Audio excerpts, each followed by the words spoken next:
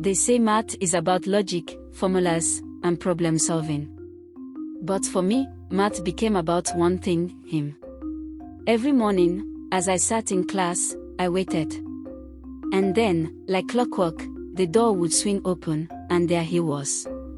Mr. Olu. His voice, deep and confident, filled the room as he set his books down. "All right, class.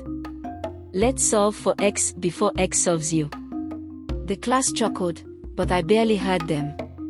My heart pounded as I watched him, the way his eyes sparkled when he explained a concept, the way his sleeves were always rolled up just enough to show the veins on his forearms. He wasn't just a teacher. He was different. He was kind, patient, and perfect. I must have been staring too hard because my best friend, Laura, nudged me under the desk. "Add to Loveth. You're staring again."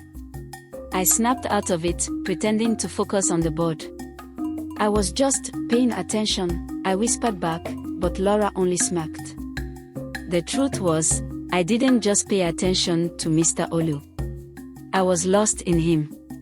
After class, when the other students rushed out, I stayed behind, pretending to organize my books. He was erasing the board when he noticed me. "Loveth, is everything all right?" I hesitated for a moment, my heart racing. "Oh, yes, sir. I just didn't really understand today's lesson. Could you go over it again?" He smiled warmly and pulled up a chair beside me.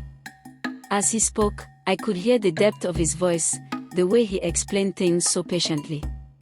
But I wasn't really listening. My mind was elsewhere, tracing the way his fingers moved as he wrote, the way he leaned in slightly when he spoke. Then suddenly, "Loveth, are you following?" I snapped out of it, realizing I hadn't heard a single word he said. Embarrassed, I nodded quickly. "Yes. Yes, sir. I understand now. Thank you." I gathered my books and rushed out before he could say anything else. Laura was waiting outside. "Let me guess," she teased. "You stayed back for extra math help again." I rolled my eyes, but she wasn't done. "You like him, don't you?" I stopped walking. "I don't know, Lara. It's not like I want to like him, but I can't help it. He's so different." Lara's tone changed. "Loveth is your teacher. He's older. This can never happen." I knew she was right. But how do you tell your heart to stop feeling something? The next day, I walked into class as usual. But something was different. There he was, standing by his desk, laughing. But not with students. With her. Miss Teo. She was young, beautiful, and the new science teacher.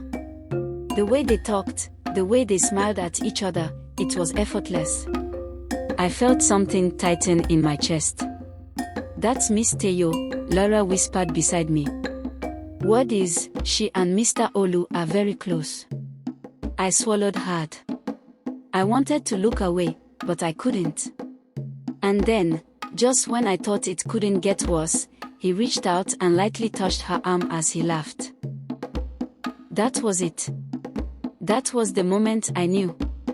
I was chasing a fantasy. He was a teacher. I was just another student. He looked up and caught me watching.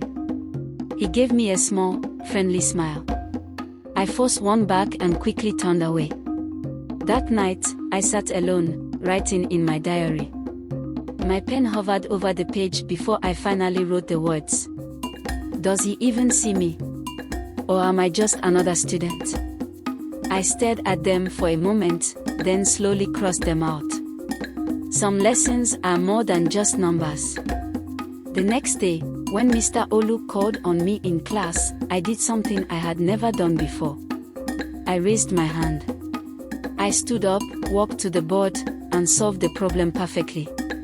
Excellent work, Loveth, he said, nodding in approval. But this time, my heart didn't race.